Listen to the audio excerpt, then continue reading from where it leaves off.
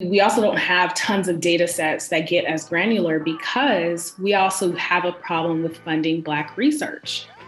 And when you look at Black think tanks compared to others, the funding is just always disproportionate. And so without that research, or without the access to deep and granular research, how do we truly know what's going on? If you believe we can change the narrative, if you believe we can change our communities, if you believe we can change the outcomes, then we can change the world. I'm Rob Richardson. Welcome to Disruption Now. Welcome to Disruption Now. I'm your host and moderator, Rob Richardson. With me is an honor to have Sherrell Dorsey with The Plug. You know, she's been a person I've looked up to, admired, and she has been in the Black innovation space before it was popular to be in the Black innovation space. Really focusing on data and contextualizing the experience of the Black innovation economy, really focusing on disrupting the narrative about who gets to be called a genius, who gets to be called an expert in tech. You know that a lot of Black and brown people are that.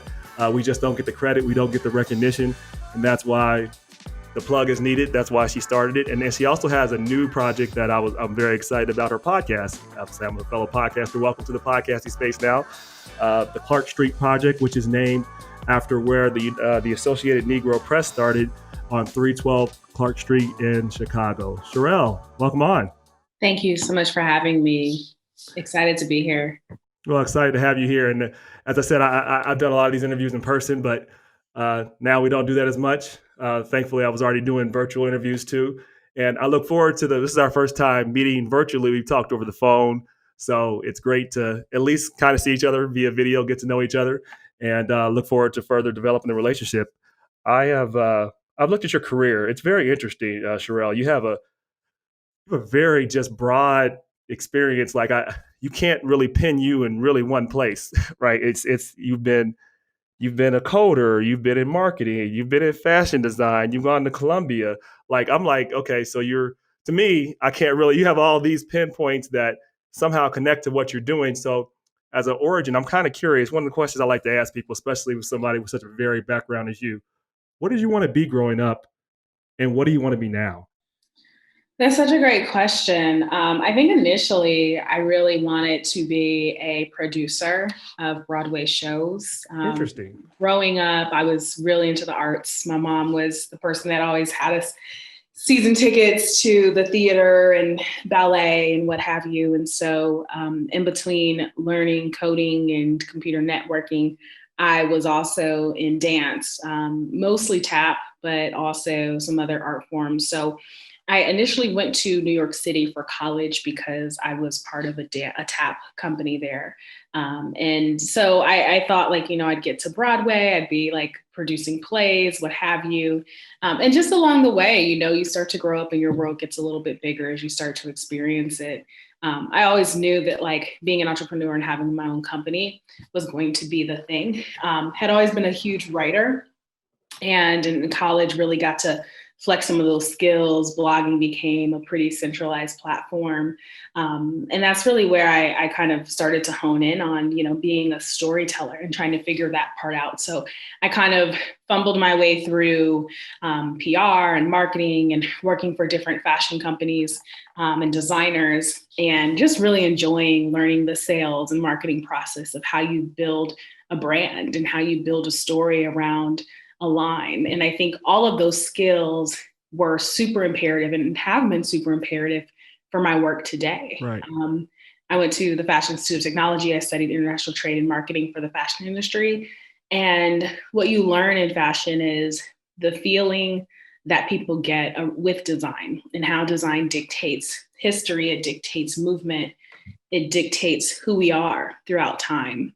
And we select things, and FIT had one of the best forecasting libraries. So right. Forecasting the colors and trends that were going to be popular for the next year. So it was very, very industry focused in terms of the professionals who would come to our school for research. And I really as I look back on that experience, it has this deeply humanistic element to it that I think helps you in business overall, is having that intimate understanding of your customer and how they feel about your product or your service. Well, how do you focus on that? I think people like to say that they are focused on their customer. I would argue most people are not. They get in their own brain, or they get in their own way of what they think is the right thing to do. I had Jewel Burke-Sullivan on the show, and she said, you have to fall in love with the problem, not necessarily the solution. And as entrepreneurs, our labor of love becomes what we've done. But sometimes if it's not in line with what the customer or the problem we're actually solving is aligned with, then it doesn't get there. How do you keep yourself focused on, I guess, who your user is and having empathy for their situation? Like, how do you keep yourself eternally focused in the business that way?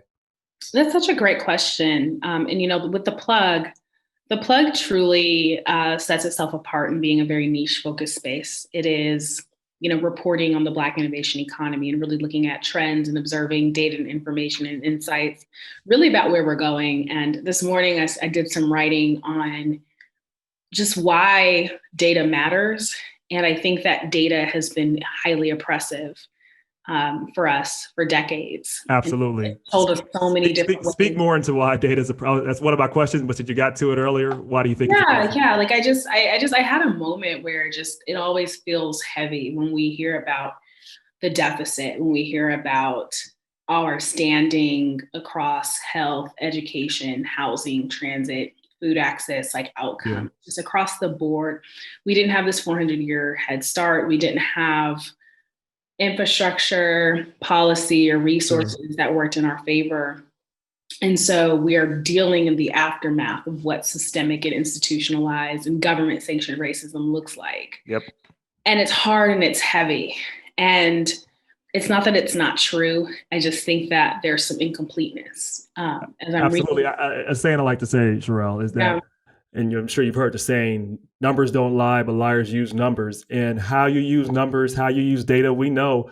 I mean, data was used to say that Black people weren't as smart, Black people couldn't do certain things. And it still is to this day. How data is used, how it's presented, paints a narrative which will fit into the overall construct that we don't do things a certain way, or we only fit into certain categories. That's why I think when you really talk about data being so important and combining it with media, I think that's where we really focus on changing the narrative, which I believe that's what disruption. We're about changing the narratives and the constructs around the Black and brown experience. That's what we do, and I think what you do better than anybody I've seen is use data to tell that story. And I will tell everybody I'm a subscriber. I think everybody should be a subscriber, because we have to get in a mindset as a community to support each other early on. Because I know a lot of people look at it, well, why should I have to pay for news? It's really simple, because there's not any news outlet that's going to report on us unless we pay for it, and it has to be done. So I do in a rigorous way. And I think that I think the reality is that, we've always set ourselves apart. I love what you were just saying earlier, or just asking the question on, knowing your customer. And I'll be honest, I think that building the plug truly was a personal endeavor for myself, because I was trying to synthesize the conferences and the people that I was meeting and going to. And I had never, really set out to create a platform. It was, I just want a daily tech newsletter that talks about the Black and brown folks in tech and ideas that I'm seeing. And I want to pair that with some of the external freelance writing I'm covering for like The Root and Fast Company and Black Enterprise. And I want to make it robust and smart and interesting, and not just kind of this copy and paste or fluffy narratives. Like, I want to let's go in deep, and even now, the level of reporting is still very high, but I'm looking at how can we be even much more observational? I think too, when it comes to data, there's a lot of databases we had to build ourselves. We built the first database on Black-owned co-working spaces. To think we did that in 2017, 2018. But to think about the fact that no one ever asked who are the operators of co-working spaces that happen to be Black. Yeah. We never did an examination of that. And I think it's truly indicative of the fact that we also don't have tons of data sets that get as granular, because we also have a problem with funding Black research. And when you look at Black think tanks compared to others, the funding is just always disproportionate. And so without that research, or without the access to deep and granular research, how do we truly know what's going on or what's being measured? I mean, we kind of have things in a macro level, and Sure. and I think there's power in some definitive stories. So I'm thinking about these things, and like I said, I was doing some writing on this, just some personal writing on trying to work out why is this part of the storytelling significant? And even as I'm starting to read the biographies of Black engineers in the 60s and 70s who sold their companies, and I'm like, why am I just now learning about these people for the first time? And actually I had readers that send me books and materials, Right. and they tell me like, hey, I just read this, like, this seems right up your alley. And I just think about the narratives that we miss when we don't have proper data highlighting our accomplishments as part of the narrative of what's happening in business society and the history of successful entrepreneurship. Yeah. Outside of kind of the usual cast of characters. Yeah. And so anyway, to that point, before you finish, I mean, it makes the point that it's not, because of the regular cast of characters, whoever that might be, it's usually seen as the anomaly. It's just a few people, and that's not true. It's just the few people you know about, and we have to, again, use the data and also use the power of journalism to make sure people know the truth, that this is something that you can do, that others have done. It's not a one or two or three or just a few people. There have been a lot of people who have made it under harder circumstances. Is there any particular story that sticks out to you, that comes out at the top of your head, that like just really just like motivated you and say like, wow, people really need to know about this story and this data? We actually had a data fellow this summer work on pulling together a database of Black women who have had successful exits of their companies or companies that they have represented. And we did a very strong data visualization around them, what year they sold their companies and their company name, a very basic infographic, and then matched with the actual database. And it occurred to me that I personally can name a ton of white guys who sold their companies and made millions to billions of dollars. But when I look at Black folks in the same level of case study, it's really hard for me to do that. And this is the industry in which I work in. And so I think that overall, particularly in the technology space, I'm not talking like beauty brands or things like that. And so I found that I had a problem with that. But I also understood the power of visibility, which is why the data visualization is really important. And it was important for us to put these women's faces into the data visualization and not just like their names, but so that as it circulated across the internet, we saw that these Black women across the spectrum looked like us in our community, and that we knew their name in perpetuity around the companies that they sold. And so for me, I thought that was significant because, again, I think we have podcasts where we listen to entrepreneurs who have built these massive entities, and essentially they control almost our total like way of doing things, right? And I think about how little in the mainstream, I suppose, we ask the same kinds of questions to entrepreneurs that are coming from our communities that have been wildly successful. I want to say maybe the news attention started to dig a bit deeper in terms of its sources. And we have so many reporters now that follow our work, who are at major publications, who are now like, oh, we want to start, interviewing more diverse voices. Of course, yeah. But you never have to worry about it because it's never going to be their focus. It's always it's because it's popular to them right now. It's part of the climate. Exactly. And it's hard. It's grappling with the flavor. It's the flavor of the week. And I just not for us, but for them. Right. We go through these cycles. And so I think when I decided to take the plug into the direction of let's get some strong original reporting, let's build out a subscription-based, information-based product that has an emphasis on data to set ourselves apart from anything that Black tech media was doing, that traditional tech media was doing. my goal here, and today I was listening to this podcast with Seth Godin. He said, you're not for everyone, you're for someone. Yeah. And I knew that for me, it wasn't about let me build a site that gets millions of views and clicks, and more so, how do I build a community, an intimate community where we can have deep discussion and conversation? And the variation of that saying you said is if you market to everyone, you market to no one anyway. Absolutely. If you're trying to make your goal to reach everybody in the world, you probably end up reaching no one anyway. So that's how I feel anyway, but go ahead. Yeah, no, absolutely. And I think that, it troubled me for a while because it's like, oh man, like, am I missing the boat here? And the reality is that being consistent, I've built up a really strong audience of people and folks who are, executives and leaders and decision makers and part of governments who are making big choices around business and where they're making investments to support stronger and more diverse ecosystems. And so I think that, daily I'm just challenged with how do I provide value to these people who will go into their offices virtually or physically, who are going to be at these conferences, and they are going to be making choices or helping to persuade the choices of people who are going to say, yes, we will set up a fund in this city specifically for Black and Brown founders. Right. And here's the data and information we've been following over the last year that informs us that this is going to be a great bet.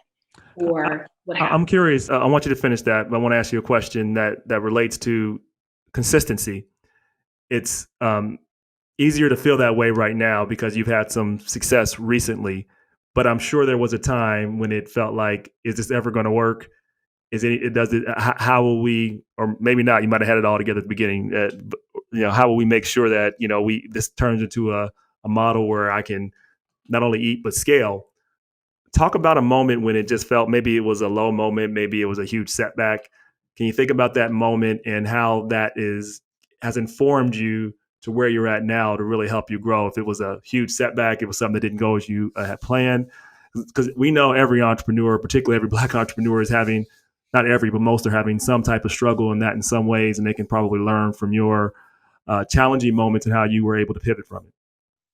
That's such a great question because, and I'm sure as you know, in entrepreneurship, like we get a lot of low moments. That's a lot of them. I mean, that's almost... Yeah. I mean, daily, weekly, monthly, annual. Yeah. I mean, I started working on the plug while I was working full time. So I'm waking up at 6, 7 in the morning, pulling it together before work. And you're thinking like, is anybody reading this? Does this matter? Why am I even committing myself to this? But for me, it was just like, be consistent, give of yourself. And if something comes from it, great. I think in deciding to make it a business, I mean, it's hard when you're like, okay, if I put this out here in the world, are people going to resonate? Even from when I dropped the membership. And it was just like, okay, I got my first 100 folks in the first week, who were like, I'm willing to pay for an executive level membership. And, I think entrepreneurship is part vision and part straight delusion. And you just have to every day. Some people call it faith, but I guess it's delusion too.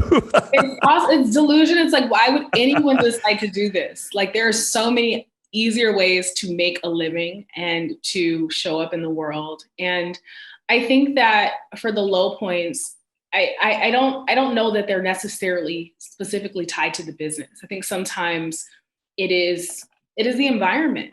It's in the way in which you're treated or spoken to or not considered or looked over. And sometimes and that's what builds up your grit and your resilience. And it's okay to say like, today is a really terrible day. I'm going to do what I can and I'm going to come back swinging tomorrow, Yeah. I mean, I have, and the great thing is that, you start to have this community of other entrepreneurs and you lean on supports. Every time you don't get into the accelerator or you don't get the funding, an investor says no, or a grant says no. I think now I've gotten so many rejections, it's like we announce the wins, right? So you see all the good wins. Right, yes. And I think at some point you get to this place where you're just like, what is for me and it won't pass me by. Yep. And who I am, and this is what we were talking earlier, just about, I fundamentally have had to change as a leader, as an entrepreneur, as a journalist. Like, I fundamentally have had to change because you start to respond and adapt to your environment. And the reality is that I show up with kindness, compassion, integrity, character. I show up with a true mission for the success of my business. And I'm working every day to bring it to not just a good situation that people admire, but something that's going to be excellent and useful at the end of the day, that this will help to change the way people work, think, what have you, whatever the outcome is, the impact is key and important. That I have done my job, and everything else is feedback. It helps me to refine my thinking. It helps me to refine my work.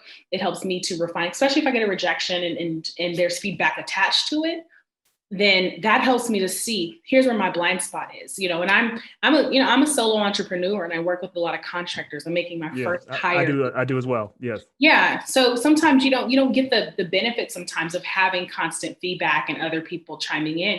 You're having to make the best choice that you have with the knowledge that you have, right then and there. And so I'm hiring my first employee this year, and congratulations. Thank you. And no small feat.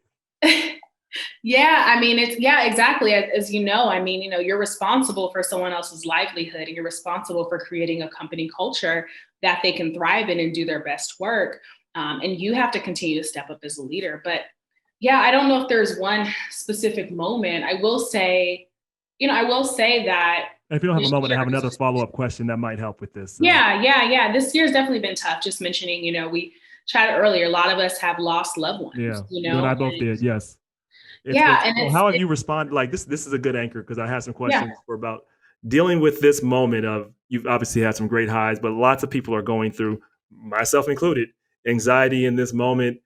I'm an extrovert normally. I think you might be a slash of extrovert and introvert, just knowing you a little bit. If I could live in a library and talk to nobody, I'd be fine. I'm an extrovert.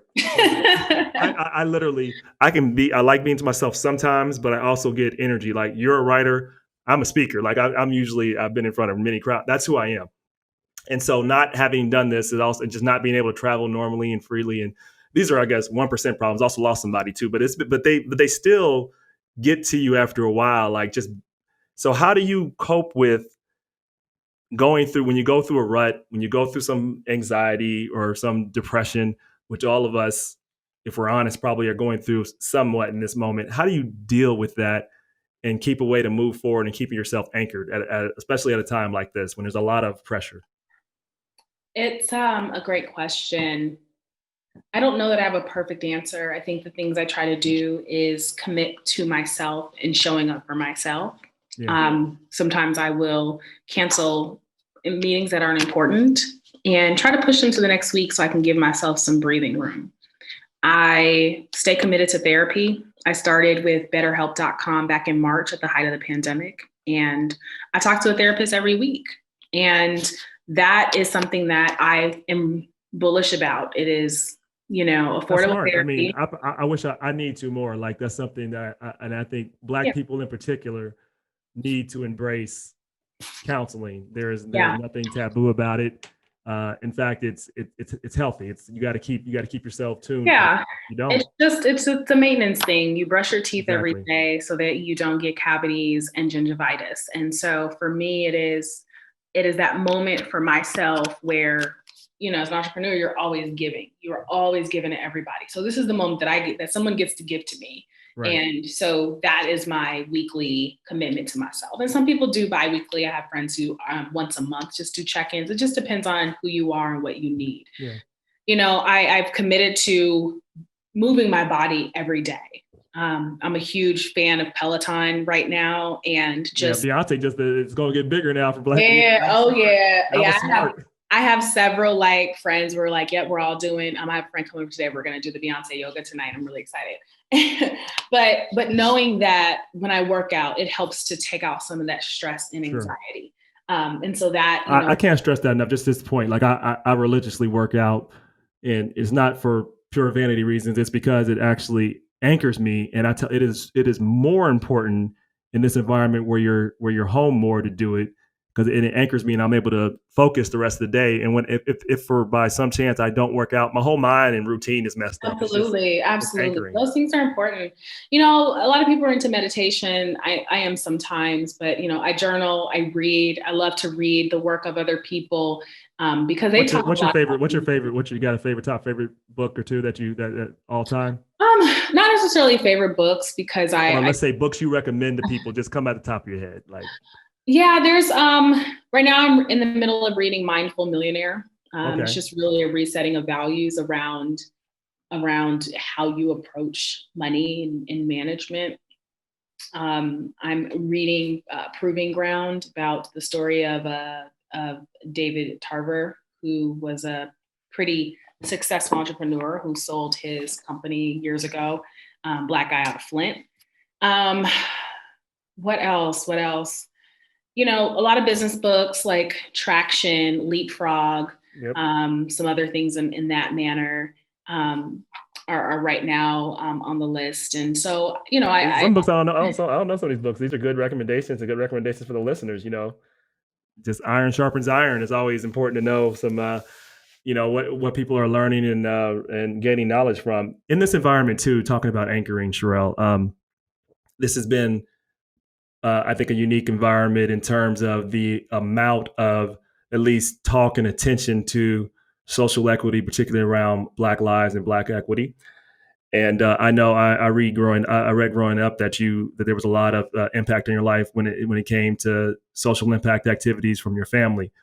I'm curious about what you think in this moment. We obviously just had an election.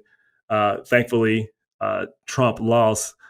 But so that's the optimistic part. The challenging part is that 70 million people in the United States of America voted for an overt, incompetent racist, and said that was cool. So I'm curious to see what you think the challenges are ahead with your work in media, particularly fighting for Black equity in the tech space, how this moment informs you and what you think we need to do to position ourselves for the long fight. Because I have a lot of thoughts on this, but I'd love to hear your thoughts.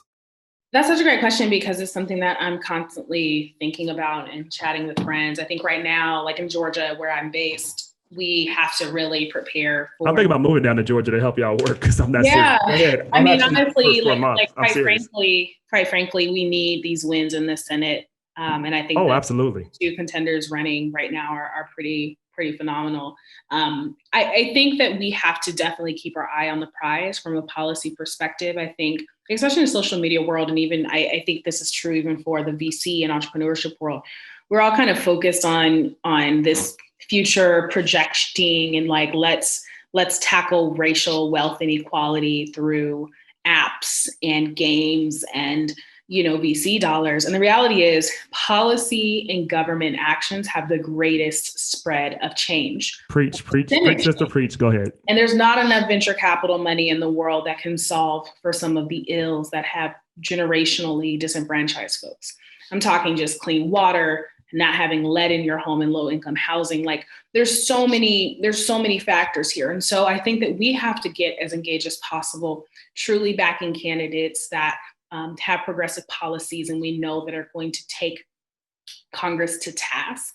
I think we also have to be very vigilant within our families about what is our family and community strategy? How do we see ourselves showing up? Does this mean that we get together and ensure that we are funding and supporting efforts that are helping our community, like our kids right now, right? Our kids right now, a lot of them are not logging into school because they don't have a home environment where they can actually get access to a safe place to do schoolwork. So they don't literally have access to enough broadband or internet power to do it anyway. That's also an issue. Absolutely. So what are the organizations that we are going to support, collectively as groups or as families? Like I think about, I'm not doing Christmas gifts this year. I'm not traveling for Christmas this year. I usually go home to Seattle, but, instead of traveling, like I'm going to ask my family, can we, make a family size donation to the Human Utility Project, which is paying the water bills for folks whose water is getting turned off. What's that project called? I haven't heard. It's Human Utility run by Tiffany Ashley Bell. She's a software engineer. I got to have her on. I haven't heard of her. I'd love to have her information. That sounds like great work. Absolutely incredible. I mean, it's literally like, stopping water bills from being cut off from elderly and single mothers. But like things like that, like what are these impact-oriented, community center-oriented initiatives that we can be throwing our money and our support behind? When I look at the efforts of a Stacey Abrams and a lot of the grassroots efforts and how powerful that campaign has been, it's just the diligent, constant, consistent support of these things that are going to be extremely helpful for our neighbors. And knowing that if my neighbor does well and my neighbor's children does well, my community does well, and I do well. Absolutely. And so I think that there just has to be a hyper focus on those areas that are some of the most troubling, from education. Yeah, I completely agree. Yeah, I do. I think even from a food access standpoint, I mean, like the reality is lots of folks has lost their jobs. We still have a challenge because we don't have stimulus checks that have come out to help further support people. Right. Evictions have risen. So in what ways can we be, again, like being catalysts in our own communities on a local level, even if it's making donations to the food bank or volunteering right now to help with like logistics and driving, folks when people were driving people to the polls, like how do we do that on a consistent basis where we are ensuring that folks are getting meals? Whatever it is, I think that we can really make an effort. And I say this to say, like, I'm telling myself that as well, because I've been so bogged down in building my company that I also have to take a break and listen and think about what is my civic duty and what are my civic actions that are going to make me a better citizen and resident in my community. Yeah, so many great points I want to get to. And after this interview, I want to talk to you offline because I agree with what you're saying. And I do think actually an app I'm building right now it will help do that. A lot of things you're talking about, but I would, if you don't know my earlier career, I was in all public service and I ran for statewide office in Ohio. So very familiar with everything you're saying. And I know there's an underappreciation for the amount of effort and organization we need to have to make successful, sustainable impact. A lot of our focus is often reactive, which is understandable. It's protests, which we need. But I tell people protest is one level. Then you got to get to policy, because protest without policy is nothing happens. Like it's not changing anything. It's hot air. It's hot air, right? So it's just that. Sometimes protests can spark the policy, but only if we vote. And then to make it sustainable, we need the third component. We need power, and we have to do all these things consistently, and that requires organization. One of my favorite lines is from A. Philip Randolph. He talks about organizing. He was speaking of it, Sherrell, in the context of labor and organizing your power there, but it still remains the same. He said, look, in the banquet of life, there are no reserved seats. You only get what you can take, and you can only keep what you can hold. You can't keep or take anything unless you're organized. So I think it comes to us now as a Black community understanding that we have to organize politically and economically, and the two are not separate tracks. They are very much related. And every community besides for us understands that. And I know from my own personal experience running that we have some ways to go to understand what we have to do collectively. Because, when I talked to a lot of my Jewish friends, they understood it. When I talked to my Muslim friends, they understood it. I could say it was a little more challenge. I got folks there, but it was late with some Black funders. But we have to understand how we invest in each other early, just like we have to invest in each other in tech. We have to also invest in each other in the political system to really have the systemic effect to change things. So I completely agree with you on that. And I'd say we got to be vigilant, because the fact that a president could be overtly racist. I mean, he didn't even, usually people would try to pull it back a little bit, but people said they were cool with this. All right. And not only they were cool with this, sobering fact, he got more votes than any other Republican president in history. So that tells me that they might try these strategies again. And, we can't just be on the defensive. We need to go on offense. So I completely agree. So yeah, I think it's an interesting time because there is power in unity, and also realizing that there are people who are okay with the status quo and believe that by you having less, that they can continue to have more. Correct. Even if it's a farce.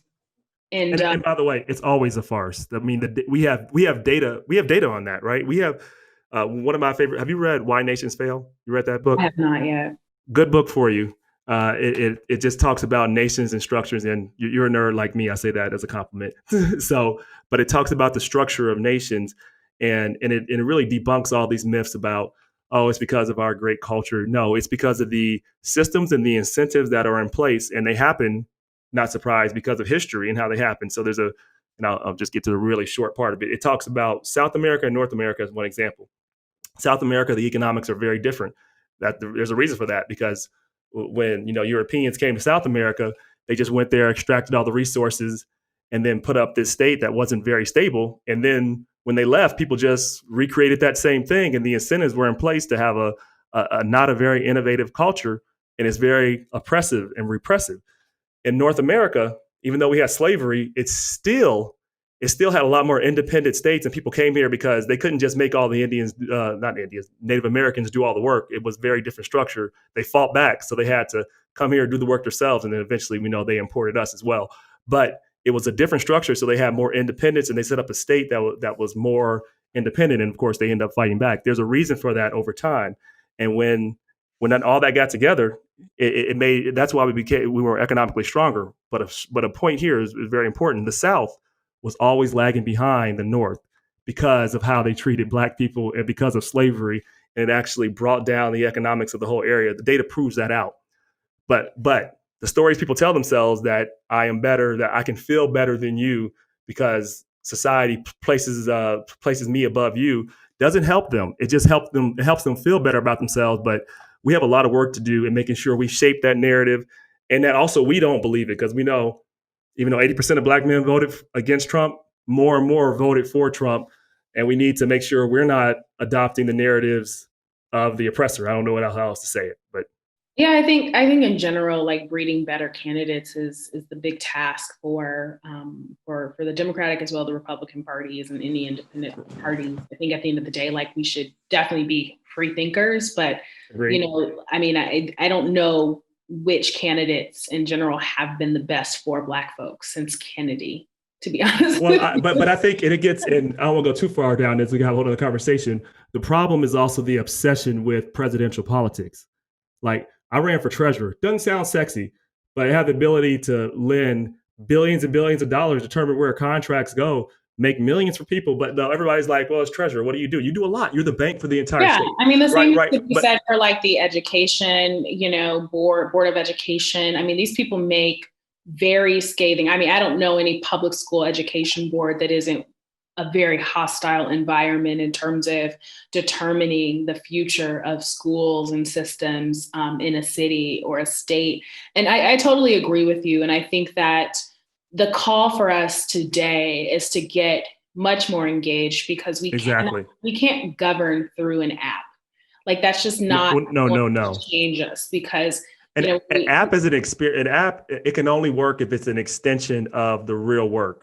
Right. The reason why it should be supplemental, but it should not be the primary source for us in which to engage in our political system or our civic duties. I think there should definitely be a level of complementary opportunities there, but there's also a roll up our sleeves and like, let's get to work. Yep. And so I think this is a really interesting time. I think that we're looking at leadership from folks like Stacey Abrams and all of the other folks, indigenous folks and Latin, and women and all of these other groups of individuals and organizers who've been on the ground, really, really catalyzing people towards showing up, at the polls. Yeah. And so, like I said, I feel like, watching this moment in time and looking at where we've come from for the last 4 years, I have a greater sense of optimism, but I also feel a greater burden of responsibility to also ensure that I'm not just out here making conjecture and critiques, but that I am also engaged in some form or fashion on an individual level, as well as how I show up in my current city where I live, as well as how I'm sharing and informing my friends around the country who are also looking to get much more mobilized. Yes, I would say, now I'll move on because I love this point so much. I would say we can't solve the problem through the apps, particularly in the apps that are in their current form. But I will say there needs to be more technology that is geared towards solving our problems and social impact, which hasn't been. Like, we haven't really used data, for example, to go after fixing the criminal justice system. We haven't used apps in terms of really focusing on candidates the way you say that they are, and highlighting the races that can have real impact and make people say, okay, can you give to this candidate going on? So I think it's a both and. because we have to get on the ground, work with people, and then we have to make sure that we use technology to supplement that. But that's not the focus of any app out there right now, or that the apps right now, their media. Their focus is to make money. And of course, you have to make money. You can make money a lot of ways, but their focus is just to make as much money as they can. And that focus has just been on how do we sell ads to people, not how do we actually connect people to have impact. It's just not their model. That's not Facebook's model. I mean, Twitter, as progressive as they are, that's not their model. Their model isn't that. So we also can't expect a model that was never created for us to do that to actually work. So, I mean, that's my only real point too there. I have one origin story, then I want to talk about the origin question again. Then I want to talk about the podcast, and then end with a few rapid fire questions I like to ask. You had a lot of experience here, and getting to the plug, getting it to be successful, and lots of other journeys along the way, as we talked about. I'm curious to see what you would tell your younger self now. Like, what advice would you give your younger self, one, and what advice would you ignore? I would say keep doing the reading, just really, really immersing myself. I was, like alluded to earlier, I was a nerd. I was going to all of these other colleges and, getting like the free student pass to go to conferences and policy discussions. And so what I realized back then is that I wish that I would have just continued to do much more exploration, even through coursework. You're kind of floating a bit when you're younger, trying to determine what your skills are and what your interest is. I think secondarily, I really wish that I would have had more guidance around strategically planning a financial future. So really understanding how my goals, my dreams, desires, and my environment in terms of cities that I decided to live in, how does this fit into the larger narrative of me creating opportunity for myself and for my family, so that I can fully function and build out all things I want to build out, and also be a catalyst to investment in terms of like. It's so hard for a dreamer though. Like I go through this tension too, like it's figuring it out. Like, where do you just obsess about making the numbers versus feeling the vision? And it to me, it is tricky. Like, how do you balance that? I'm working on this thing called giving myself grace. And just knowing how's that going? It's a hard thing, I think, because especially you feel like, God, why didn't I know that? Or why didn't I spend more time on this? And you're constantly reevaluating yourself. And, and it's part of that, like trying to get better, trying to challenge yourself. Sure. You start to surround yourself with people who are really excellent at what they do. And you see like how far you have to go. And so I when I give myself grace, it is, I'm showing up every day. I'm consistent. I'm learning. I am prioritizing this, and this as part of my day. I'm establishing and strengthening my values. I am ensuring that I am best representing my truest and my highest self, and every day might look different, right? every day will look different. And it will, absolutely. It never goes the linear process we expect it to be. Like I had a very different, I never thought I'd be doing what I'm doing now. I had a very different path that I thought, still doing the same work, but it's in a different function. And then just committing yourself to being a lifelong learner, to being okay with changing your mind, with having different assumptions, with, even giving other people grace. I think that I can be highly, highly critical because I have this thing. I don't like when people play in my face. Like, that's why I'm always like. You don't like when people play in your face, you said? Yeah. What do you mean by that? I mean, what do you mean by that? I think about, especially when it comes to this narrative of Black folks in funding and in VCs or what have you. I think that there can be a lot of showboating, a lot of.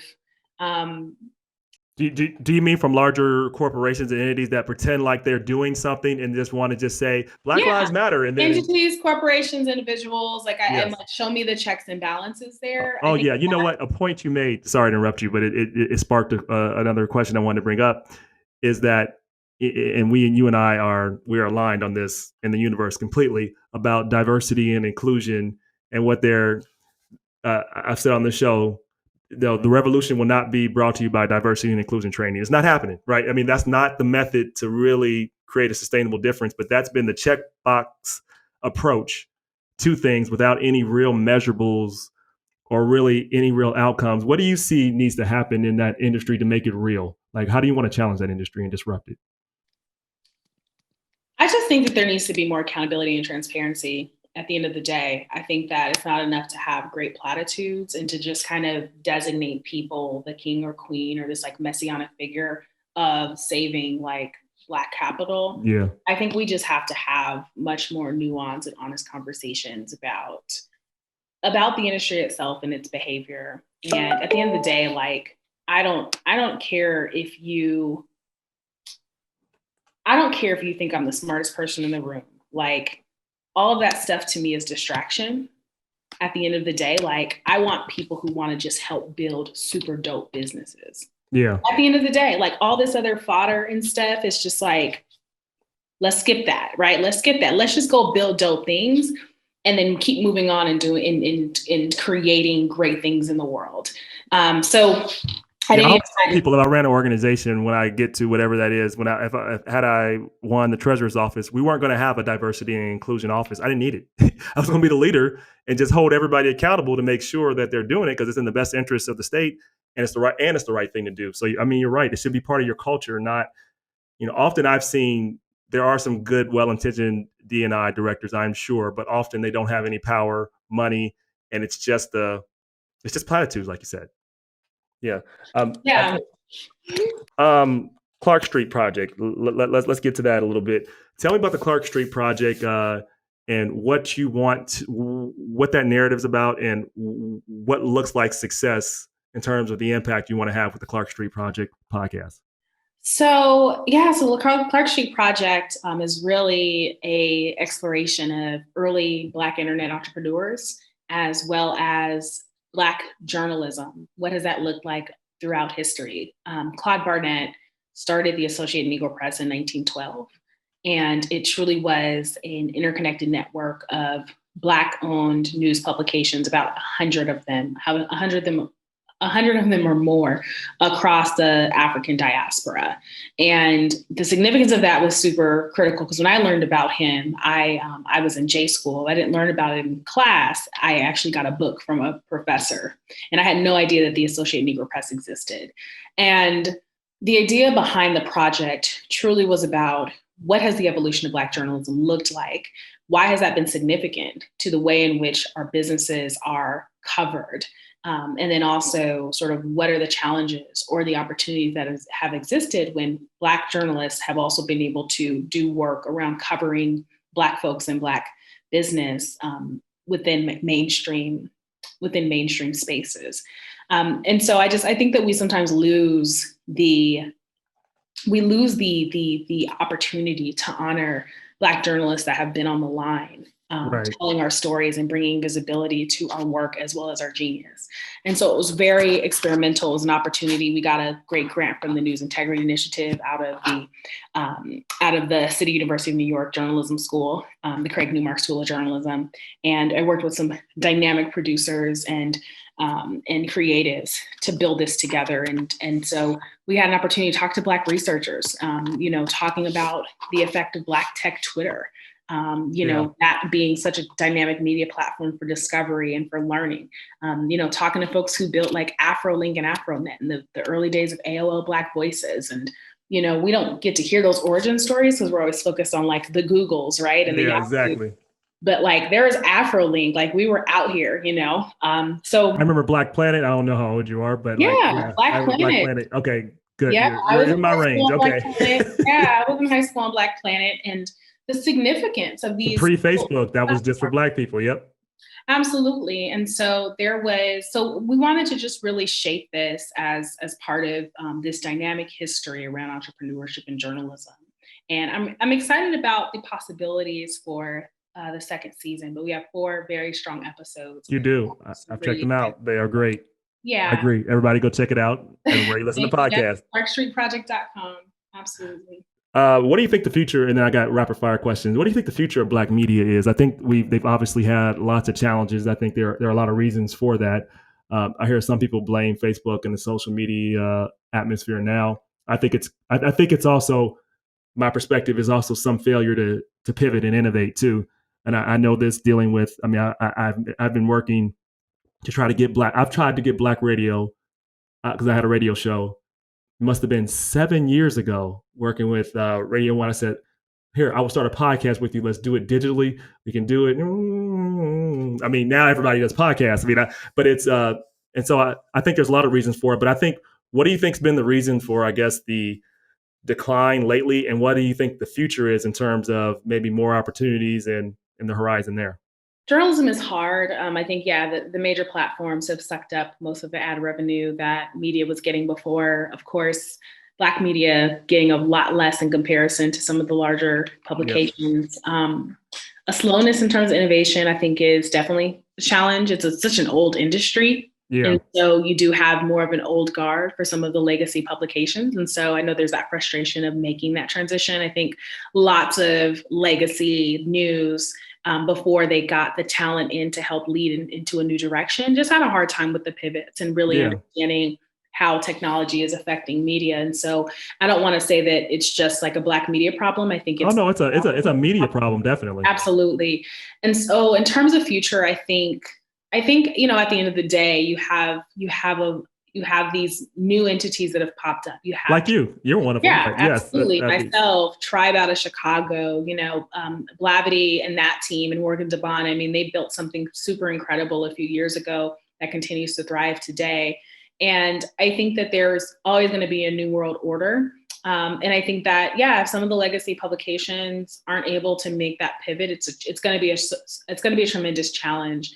I think for like Black newspapers, just your traditional newspapers, they're finding it in attempting to make these transitions into digital. And you have the Facebooks, like the Facebook Journalism Project, who we've gotten a grant from, as well as Google News Initiative, who are working and retraining newsrooms and teams. And so I'm really hopeful about these social media platforms coming in to provide their expertise to help some of these newsrooms make transitions, because at the end of the day, it's still necessary. There are a lot of folks, like I think about the New York Amsterdam News, and one of the oldest Black, publications in New York City. And I mean, they cover Harlem, they cover Inwood Park. Like these are neighbors and stories that they're talking about in their local communities. And so I would hate for that to be lost. Yeah, I mean, local news is such a challenge right now too. You're so right. And we can have a whole session on that, and maybe we'll have another podcast on that. Let me get some rapid fire questions in here. If you had a committee, living or dead, of 3 advisors to advise you on life, business, personal, whatever they can be living, they can be alive, who would these 3 people be and why? That is a dynamic question. Dorothy Dandridge. I've always just loved me some Dorothy Dandridge. I feel like she was gone too soon. Definitely. I just think she had this powerful finesse as a performer, as an actress. So definitely her. Who else? Would definitely love to sit with Oprah. Oprah's always good. Yeah, I just find her to be absolutely phenomenal on so many different levels, particularly in business. Who else? Gosh. I would love to have a sit down with Seth Godin. I think he has incredibly interesting things to say. And I think that the simplicity in which he thinks about business and art is truly compelling and focused. And so it would be great to break bread with him. All right. 2 more questions very quickly. You have what's an important truth you have, a conviction you have that is controversial and very few people might agree with you on? Oh gosh. That's a great question. You don't want to incriminate yourself. I will say something that I think might be relatively controversial. I don't think we need to continue to have these like Black people programs. I'm starting to feel like a lot of these, especially following the George Floyd murder, I feel like there's a lot of these like programs that are so geared toward, let's set up this like temporary illusion of helping Black people. And I was talking to someone the other day and I was like, it feels like these are just the equivalent of welfare programs. Instead of like saying, no, let's just use our traditional fund or our traditional mechanism and ensure that we are funding more Black folks. Yeah. And I look at the people, like I think about Impact America Fund, who's stayed hyper-focused and been led by one of the most incredible Black women investors, Keisha Cash and Stephanie Thomas and the others on their team. And it's just like, they've just had a commitment to investing in diverse founders from the beginning. And so I just think about these other like here today, gone tomorrow folks. And it's just like, why do we always need this kind of separate and unequal mechanism to right wrongs that it seems much more performative than anything else? I agree. Because if these programs are so great and the businesses you're funneling in are so great, why aren't your other investors who are investing in the big deals also, tracking that? And I'm not saying that they're not routes for people and they're great opportunities for people. I don't want to like disrespect or throw shade on any of the folks that apply to and get into these programs because it is a stepping stone. I just question this ongoing need that like we always have to have this separate and unequal mechanism in order to get our foot in the door. It's the same thing with the D&I conversation we had earlier. I mean, it doesn't having a diversity and inclusion person that's supposed to be over all our diversity and inclusion, and it never changes anything and they never really have any accountability or responsibility. It's an easy check the box approach. To your point, if we're really trying to solve these systemic problems, it requires innovation. It doesn't require the same level of thinking that created the problem, as Einstein said. Final question. You have a billboard or Google ad that summarizes what you stand for in life, your principle. What would that say and why? Lifelong learning, transmuting constantly, and designing a life that is significant and well-lived. Hey, that's good. Sherrell Dorsey, check out our new podcast, The Clark Street Project. Also, of course, check her out on The Plug. Sign up. I'm a member. I also subscribe to the podcast. Want to share the love. She's doing great things. She's going to continue to do great things, and we were honored to have her on the show. Thanks for coming. Thank you so much for having me, Rob. I really appreciate it.